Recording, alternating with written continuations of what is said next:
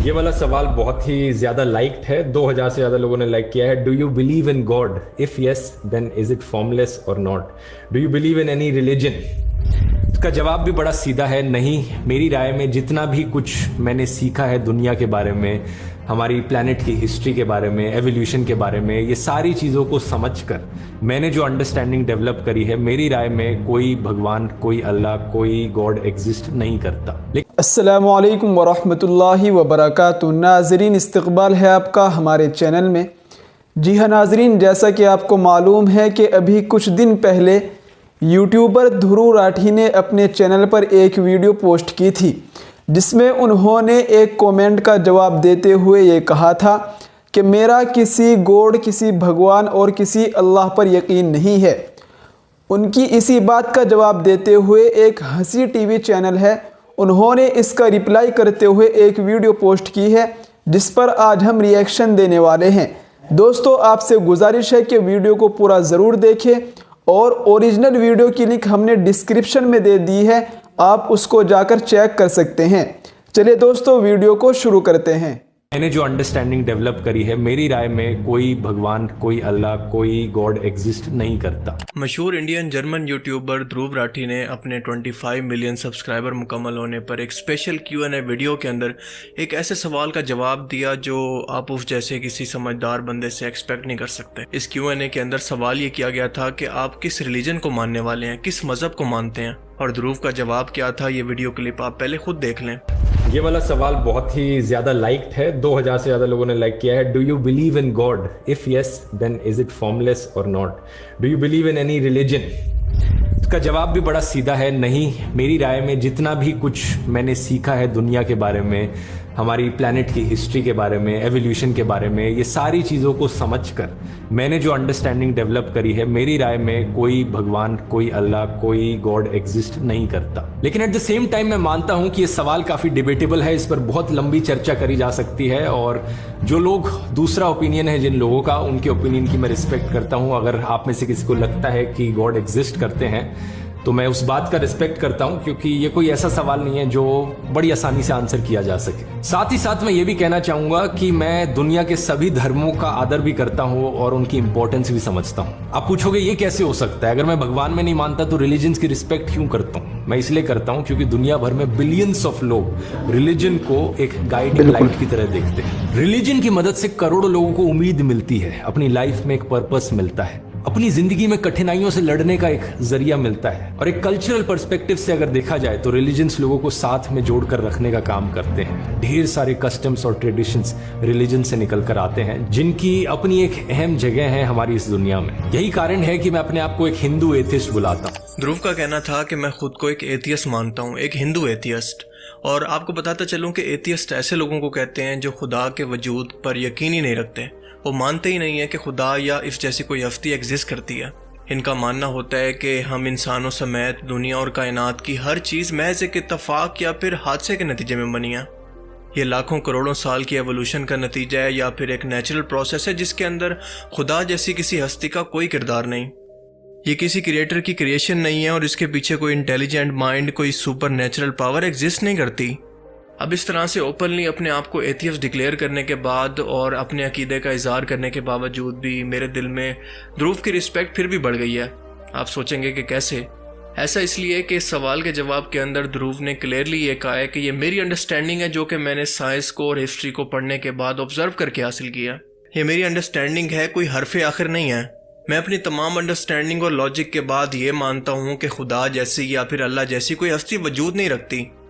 यानी मेरी अंडरस्टैंडिंग गलत भी हो सकती है। और इसके अलावा साथ साथ उसने एथिसिज्म को प्रमोट करने की भी यहाँ पर कोशिश बिल्कुल नहीं की, क्योंकि दूसरी तरफ अगर आप आज के मॉडर्न एथियस्ट देखें तो आप उनको एंटी इस्लामिक एथियस्ट कह सकते हैं, जिनका मकसद सिर्फ और सिर्फ इस्लाम को बदनाम करना होता है, अपने एथिसिज्म के रिलीजन को प्रमोट करना नहीं होता, कोई लॉजिकल बात नहीं करनी होती, बल्कि हर चीज़ के अंदर इस्लामिक कवानीन या फिर मज़ाहिब के कवानीन को लाकर उनका मजाक बनाना होता है। और ये काम ध्रुव ने बिल्कुल भी नहीं किया, जिसके लिए उसको अप्रिशिएट करना चाहिए कि अपने अकीदे का इजहार करो, अपनी सोच का इजहार करो, लेकिन किसी को उस पर लेबल ना करो, किसी को उस पर थोप ना दो।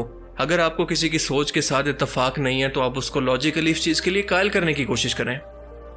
اور دوسری سب سے بڑی وجہ کہ میرے دل میں اس کے لیے رسپیکٹ کیوں ہے کہ وہ اپنی جہالت اور گمراہی سے نکل کر نئی چیزوں کو ایکسیپٹ کرنے کے لیے دماغی طور پر تیار ہو چکا ہے۔ مثال کے طور پر جب بھی آپ کسی غیر مسلم کو اسلام کی دعوت دیتے ہیں تو سب سے پہلے کیا کرتے ہیں؟ اسے یہ ثابت کرنا ہوتا ہے کہ جس مذہب پر، جس عقیدے پر تم ابھی تک تھے وہ بالکل غلط ہے، وہ دراصل گمراہی ہے۔ اس کو لاجیکلی قائل کرنے کے بعد آپ جاتے ہیں اگلے سٹیپ پر، یعنی اس کو اسلام کے بارے میں بتا کر اس کے لیے ذہنی طور پر تیار کرنا، لاجیکلی اس کے بارے میں قائل کرنا۔ اب اس لحاظ سے دیکھا جائے تو دھرو تو آدھا مسلمان تو پہلے ہی ہو چکا ہے، کیونکہ وہ اپنے کفر کے عقیدے کو تو پہلے ہی چھوڑ چکا ہے۔ دیکھیں، یہ ضروری نہیں ہے کہ اگر کوئی شخص سمجھدار ہے، ریسرچر ہے اور اس کے پاس دنیا جہان کا بہت سارا نالج ہے تو دنیا کی ہر فیلڈ کے اندر وہ ایکسپرٹ بھی ہو۔ کوئی نہ کوئی دنیا کی فیلڈ ایسی ہو سکتی ہے جس کے اندر وہ شخص کمزور ہو سکتا ہے، اس پر اس کی گرپ نہیں ہو سکتی، اس فیلڈ کے بارے میں اس شخص نے زیادہ پڑھا نہیں ہوتا، اس کے بارے میں زیادہ ریسرچ نہیں کی ہوتی۔ اور دھرو کا معاملہ بھی ریلیجن کے معاملے میں بالکل ایسا ہی ہے، یعنی کمپیریٹیو ریلیجن کی سٹڈی، یعنی دنیا کے تمام مذاہب کو ایک ساتھ پڑھنے کے بعد کمپیریٹیولی اس سے کوئی نتیجہ نکالنا۔ اللہ تعالیٰ کی ذات اپنی نشانیوں سے اس قدر ظاہر ہے کہ شاید کوئی اور ذات دنیا میں اس قدر ظاہر ہو، اور اسی سیم ٹائم کے اندر وہ ذات انسانوں سے اس قدر پوشیدہ ہے، اس قدر چھپی ہوئی ہے کہ شاید ہی کوئی ذات ہو۔ اور دنیا کے اندر رہتے ہوئے اس ذات کو بنا دیکھے اس پر ایمان لانا، یہی تو انسانوں کا اصل امتحان ہے۔ دیکھ کر تو ہر شخص اس پر ایمان لے آئے گا، لیکن یہ انسانوں کی آزمائش نہیں رہے گی، پھر یہ ٹیسٹ ہی نہیں رہے گا۔ اور اگر ٹیسٹ نہیں رہے گا تو یہ کون ڈیسائیڈ کرے گا کہ دنیا میں کس شخص نے جہنم میں جانا ہے، جہنم کے کس درجے کے اندر جانا ہے، کس شخص نے جنت کے اندر جانا ہے، اور کس شخص نے سب سے اعلیٰ جنت یعنی جنت الفردوس میں جانا ہے۔ اللہ کے، بھگوان کے یا پھر خدا کی موجودگی کے اس قدر لاجیکلی اور سائنٹیفکلی ثبوت موجود ہیں کہ ان کو اس ایک ویڈیو کے اندر ایکسپلین کرنا پاسبل ہی نہیں ہے، لیکن میں پوری کوشش کروں گا کہ لاجیکلی اور سائنٹیفکلی ٹو دی پوائنٹ رہ کر جو موسٹ امپورٹنٹ پوائنٹس ہیں ان کو ثابت کرنے کی کوشش کروں۔ ایسے سوال جو کہ ایتھیسٹ کی طرف سے ثبوت کے طور پر پیش کیے جاتے ہیں اور ان کو لاجیکلی وہ قائل بھی کر سکیں۔ تو چلیے شروع کرتے ہیں۔ لیکن سب سے پہلے تو آپ ایک بات سمجھ لیں کہ ایتھیسٹ سے بات کرنے کا طریقہ کار یہ ہے کہ آپ ان کو ہمیشہ خدا کے وجود پر قائل کرنے کی کوشش کریں، ان سے ہمیشہ خدا کے وجود پر بات کریں، کیونکہ اگر ایک بار انہوں نے خدا کے وجود کو مان لیا تو آٹومیٹیکلی ان کو خدا کی بھی ماننی پڑے گی۔ اگر آپ ان لوگوں سے اس چیز پر بحث کریں گے کہ اسلام کے اندر یا پھر کسی بھی اور مذہب کے اندر یہ تعلیمات کیوں موجود ہیں، یہ حکم کیوں دیا گیا، اس کے پیچھے کیا لاجک ہے، اس کے پیچھے کیا لاجک ہے، تو یہ بحث کبھی ختم نہیں ہونی۔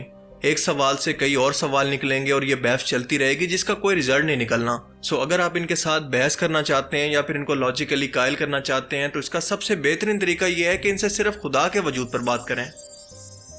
عام طور پر ایتھیسٹ کی طرف سے سب سے زیادہ ایوولوشن کو سائنٹیفک فیکٹ کے طور پر پیش کیا جاتا ہے کہ انسان بھی سمندر کے اندر موجود ایک یونی سیلولر جاندار سے ایوولوشن کا پروسیس طے کرتا ہوا ملٹی سیلولر جاندار اور پھر آخر میں بندروں سے انسان کے اندر بدل گیا۔ اب وہ الگ بات ہے کہ اینٹی اسلامک ایتھیسٹ کی ایوولوشن کچھ ایسے ہوئی ہے۔ پہلی بات کہ چارلس ڈارون کی ایوولوشن کی تھیوری صرف ایک تھیوری ہے، یہ کوئی سائنٹیفک فیکٹ نہیں ہے، اس کو اب تک نہ تو سائنس نے ثابت کیا اور نہ یہ کوئی قانون ہے۔ ہاں، لیکن یہ اس حد تک سچ ہے اور فیکٹ بھی ہے کہ مختلف جانداروں کے اندر اپنے مختلف قسم کے ماحول کے اندر رہتے ہوئے مختلف قسم کے بدلاؤ، چینجز اور ایوولوشن دیکھی گئی ہے۔ اس کے ثبوت بھی ملے ہیں اور یہ چیز دنیا کے ہر جاندار اور ایون کے انسان کے اندر بھی آبزرو کی جا سکتی ہے۔ آرٹک اور ٹھنڈے علاقوں میں رہنے والے لوگوں کی سکن، ان کے ہیئر کلر اور ان کی آئز کا کلر مختلف ہوتا ہے تو افریقہ اور عرب کے لوگوں کا بالکل مختلف۔ پر یہاں پر پرابلم یہ ہے کہ نیچر کے اندر تو دونوں انسان ہی ہیں نا، چاہے دنیا کے کسی بھی ملک کے اندر رہتے ہوں۔ ان کے بھی 2 ہاتھ ہیں، ان کی بھی 2 آنکھیں ہیں، ان کا ایک منہ ہے، ان کی 2 ٹانگیں ہیں، یہ بھی کھاتے پیتے ہیں، سوچتے ہیں، اپنی نسل آگے بڑھاتے ہیں، سوتے ہیں، سب کچھ ان کا باقی انسانوں کی طرح ہے۔ بالکل اسی طرح سے باقی جانداروں کے اندر بھی اس حد تک ایوولوشن ہوتی ہے کہ اپنے ماحول کے مطابق وہ اپنے جسم کے اندر کچھ بدلاؤ، مثال کے طور پر بیکٹیریا اور وائرس سے لڑنے کی امیونٹی پیدا کر لیں، خود کے رنگوں کو کیموفلیج کر لیں یا پھر اپنے جسم کو چھوٹا یا بڑا کر لیں۔ لیکن پھر بھی ایٹ دی اینڈ ایک بلی اپنی فطرت کے اندر بلی ہی رہے گی، آپ اس کو کسی اور جاندار کے اندر نہیں بدل سکتے۔ وہ بلی کبھی بھی ایوولوشن کے پروسیس کو طے کرنے کے بعد ہاتھی نہیں بن سکتی۔ ٹائم ٹو ٹائم انسانوں کی جسامت، ان کی رنگت اور ان کے مختلف قسم کی امیونٹی سے لڑنے کی صلاحیت کو تو ڈارون بھی خود کہتا ہے کہ یہ نیچرل سلیکشن ہے، یعنی تھوڑے بہت بدلاؤ جو کہ کوئی بھی جاندار اپنے جسم کے اندر کر سکتا ہے، لیکن کبھی بھی اتنے بڑے بدلاؤ نہیں کر سکتا کہ ایک نئے جاندار کے اندر ہی بدل جائے، اور یہ بدلاؤ اس قدر زیادہ ہو جائے کہ انسان جیسی کمپلیکس اور کمپلیکیٹڈ کریشن کو پیدا کر دے۔ یہ بالکل ناممکن ہے اس وقت تک جب تک اس کے پیچھے کوئی انٹیلیجنٹ مائنڈ یا پھر کریٹر موجود نہ ہو۔ الٹا انسانوں کے اندر اس طرح کی ایوولوشن کہ وہ ہر طرح کی بیماریوں سے لڑنے کے لیے اپنے جسم کے اندر امیونٹی پیدا کر لیتے ہیں اور ہر طرح کے ماحول کے اندر، چاہے ٹھنڈا ہو، گرم ہو یا پھر کسی بھی طرح کا ماحول ہو، وہاں پر سروائیو کر سکتے ہیں۔ انفیکٹ انسانی جسم کے اندر اس طرح کی ایوولوشن کا موجود ہونا اس انجینئر کی، اس ذہین دماغ کی موجودگی کا ثبوت ہے۔ اگر سب کچھ سائنس پر چھوڑ دیا جائے تو آپ کو یہ بتاتا چلوں کہ آج کی ماڈرن سائنس یہ بھی نہیں بتا پاتی کہ وہ پہلا سیل جو کہ سمندر کے اندر موجود تھا، یعنی یونی سیلولر جاندار، اس کو اس قدر انرجی اور سازگار ماحول کس نے دیا کہ وہ یونی سیلولر ہو کر ملٹی سیلولر جاندار کے اندر بدلا اور ایوولوشن کا پروسیس طے کرتا ہوا بندر بنا، اور اس کے بعد سائنس کی تھیوری کے مطابق وہ انسان بنا۔ اس یونی سیلولر جاندار کے بارے میں سائنس کو ابھی تک کچھ نہیں پتا کہ وہ کہاں سے آیا۔ تو سوال یہ ہے کہ ایوولوشن کی تھیوری پھر کس بیس پر ٹکی ہوئی ہے؟ انسانی تاریخ یا پھر ریٹن ہسٹری جو کہ اب تک ہم انسانوں کے پاس موجود ہے وہ ہے 10,000 سال کی۔ تو میرا سوال یہ ہے کہ کیا 10,000 سال کے اندر انسان خود کو ایوولوشن کے ذریعے اتنا بھی نہیں بدل پایا کہ کسی اور مخلوق کے اندر کم از کم نہ بدلتا تو کوئی نیا آرگن تو اگا لیتا؟ آج کے ٹائم میں آرکیولوجسٹ اور ریسرچر لوسی نام کی یا پھر ہومو اریکٹس نام کے فوسلز کو یہ کہہ کر پیش کرتے ہیں کہ یہ انسانوں کے آبا و اجداد تھے۔ ان کے ڈھانچوں کو اور ان کے فوسلز کو ایوولوشن کے ثبوت کے طور پر پیش کرتے ہیں، لیکن اس بات کا ثبوت نہیں دے سکتے کہ یہ انسانوں کے کوئی رشتہ دار تھے یا پھر واقعی نیچر کے اندر کوئی انسان تھے جو کہ کئی ملین سال پرانے ہیں اور انسانی ایوولوشن کو ثابت کرتے ہیں۔ اب اس طرح کے کانسیپٹ کا مقصد دنیا کے اندر موجود تمام مذہبوں کی بنیاد یعنی انسانی تخلیق کے کانسیپٹ کو ختم کرنا ہے کہ انسان جیسی ذہین اور کمپلیکس مخلوق کو کسی اللہ، کسی بھگوان یا خدا جیسی ذات نے خود بنایا اور اسے دنیا کے اندر امتحان کے لیے بھیجا ہے۔ کیونکہ ایک بار آپ ذرا سوچ کر دیکھیں کہ اگر لوگوں کے ذہنوں کے اندر یہ کانسیپٹ ڈال دیا گیا کہ انسان تو دراصل ایک نیچرل پروسیس سے خود بخود تخلیق ہو گیا، تو لوگوں کا یقین خود بخود ہی خدا کی ذات پر ختم ہو جائے گا۔ آپ میڈیکلی طور پر ایک بار خود ذرا انسان کے وجود کو دیکھیں، اس کا ایک ایک جو فنکشن ہے کام کرنے کا وہ اپنے اندر ایک الگ الگ پوری دنیا رکھتا ہے، اور اس ٹاپک پر گھنٹوں بات کی جا سکتی ہے کیونکہ انسان اللہ تعالیٰ کی کریشن کا کلائمیکس ہے، کیونکہ انسان سے بڑھ کر کوئی کمپلیکس ترین اور ذہین ترین مخلوق اس پوری دنیا کے اندر اور کوئی موجود ہی نہیں ہے۔ اس کے جسم کے اندر وہ خودکار نظام موجود ہے جو کہ اس کے بس میں بھی نہیں ہے، لیکن دن رات اس کے لیے کام کر رہا ہے۔ دن رات اس کا دماغ، اس کا دل، اس کے گردے، اس کا جگر، پھیپھڑے، معدہ، خون، آنتیں، ہڈیاں، وینس، نیورولوجیکل سسٹم، اس کی آنکھیں۔ اب آپ ذرا سوچ کر بتائیں کہ اتنا کمپلیکس ترین نظام جو کہ خودکار طریقے سے چل رہا ہے، بھلا کسی دماغ کے بغیر یہ بننا ممکن ہے؟ کیا لاجیکلی یہ خود بخود بننا پاسبل ہے؟ آج کا ماڈرن انسان دنیا جہان کی اگر ٹیکنالوجی کو ملا بھی لے تو ایک مکھی کو بھی نہیں بنا سکتا، تو انسان جیسی کسی کریشن کو بنانے کے بارے میں سوچنا تو اس کے دماغ کے بہت پرے کی چیز ہے۔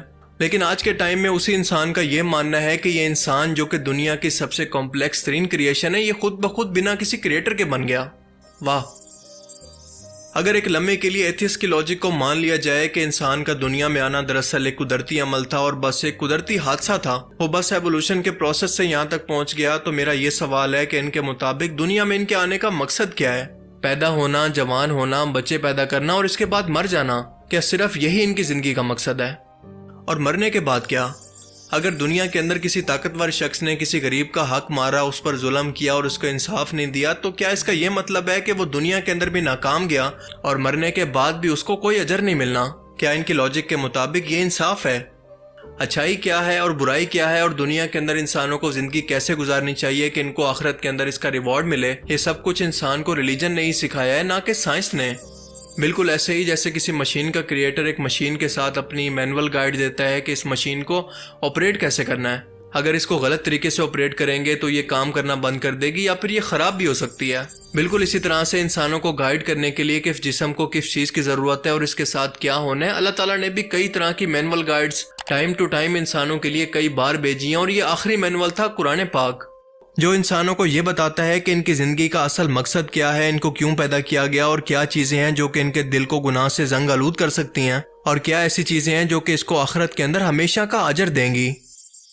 سائنس اور ریلیجن دونوں اس بات پر ایگری ہیں کہ ہماری یہ یونیورس ایک بڑے دھماکے سے پھٹ کر وجود میں آئی جس کو بگ بینگ تھیوری کہتے ہیں۔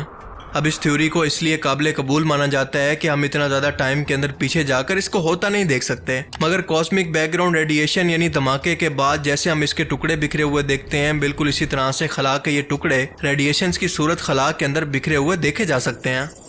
آج تک یہ ماڈرن سائنس اس بات کا جواب نہیں دے سکی کہ اس چھوٹے سے نقطے کے اندر یا پھر نتھنگ پوائنٹ کے اندر اس قدر انرجی کہاں سے آئی کہ یہ پھٹ کر اتنی بڑی اور اس لامحدود کائنات کی شروعات کر دیتی ہے، اور اسی دھماکے کے بعد ہماری گلیکسیز، سٹارز اور پلینٹس وجود میں آئے۔ کمال کی بات یہ ہے کہ جو دھماکہ صرف تباہی لاتا ہے، اس دھماکے نے اتنا ترتیب کا نظام کھڑا کر دیا کہ ہر ایک سٹارز، گلیکسیز اور سیارے صرف اپنے اپنے مخصوص راستوں پر ہی گھوم رہے ہیں، وہاں سے باہر نہیں نکل سکتے۔ کیا یہ سب کچھ اتفاق ہے؟ اس کوئنسیڈنس یا اتفاق کی پروبیبلٹی ہے بالکل زیرو۔ آپ اس کو ایسے سمجھ لیں کہ آپ کے پاس 100 کے قریب ڈائز یا چھکے موجود ہیں، اور ہر بار آپ اس کو اچھال کر یہ چاہتے ہیں کہ ہر ایک چھکے پر یا پھر ہر ایک ڈائز پر صرف 6 نمبر آئے۔ تو کیا یہ پاسبل ہے؟ بالکل اسی طرح سے ہماری اس کائنات کا ایک دھماکے سے بن جانے کا مطلب بھی یہ ہے کہ اس پروبیبلٹی کو ہم سچ مان لیں، اور بالکل اسی طرح سے ایک دھماکے کے بعد ایک ترتیب والی کائنات کا وجود میں آ جانا دراصل اس کے خالق کی طرف اشارہ کرتی ہے۔ ہماری یہ کائنات اس خالق کی موجودگی کا سب سے بڑا ثبوت ہے۔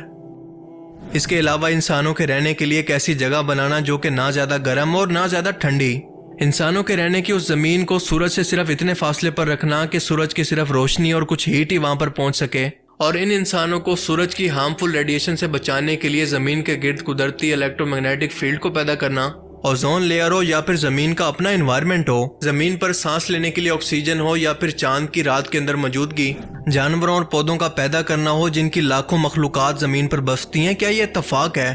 اگر یہ سب کچھ واقعی اتفاق ہے تو کئی دہائیوں سے زمین سے باہر کئی زمینوں پر انسانی وجود کو تلاش کرنے کی کوشش کے اندر اب تک ہمیں کچھ ملا کیوں نہیں؟ زمین کی اور سولر سسٹم کی روٹیشن اور پورا نظام جو کہ سورج کو لے کر گھوم رہا ہے، یہ سب انسانوں کے لیے امیجن کرنا بھی مشکل ہے، یعنی اس خالق نے چن کر انسانوں کو زمین پر آباد کیا۔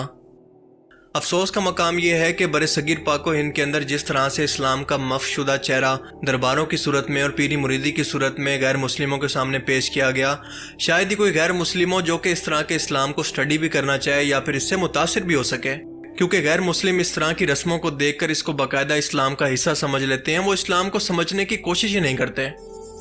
اس لیے دھرو راٹھی سے اتنا کہنا چاہوں گا کہ سب سے پہلے کمپیریٹیو ریلیجن کی سٹڈی کریں، اور اس کے بعد جب کوئی نتیجہ نکال لیں تو اس کے بعد اسلام کو سٹڈی کریں۔ اسلام کو سمجھنے کے لیے اس کی تعلیمات کو یعنی قرآن کو دیکھیں، نہ کہ کسی مسلمان کو۔ ویسے تو اس ٹاپک پر گھنٹوں میں دلائل کے ساتھ بات کر سکتا ہوں، لیکن اپنی ویڈیو کا اینڈ میں اس بات سے کروں گا کہ سائنس جس کو ایتھیس اپنا سب سے بڑا بھگوان مانتے ہیں، اس سائنس کے مطابق یہ ایتھیس ہماری زمین کے 50% لینڈ کے بارے میں نہیں جانتے، ہمارے سمندر کے بارے میں 5% سے زیادہ نہیں جانتے، اور ہماری اسپیس کے بارے میں تو 1% سے بھی زیادہ نہیں جانتے۔ ہاں، لیکن ان کو ایک بات کنفرم ہے کہ خدا موجود نہیں ہے۔ اب ایسے لوگوں کی عقل پر ماتم نہ کریں تو اور کیا کریں؟ خیر، میری دعا ہے کہ اگر اللہ تعالیٰ نے ان کے نصیب کے اندر ہدایت لکھی ہے تو ان کا دل اس کی طرف موڑ دے۔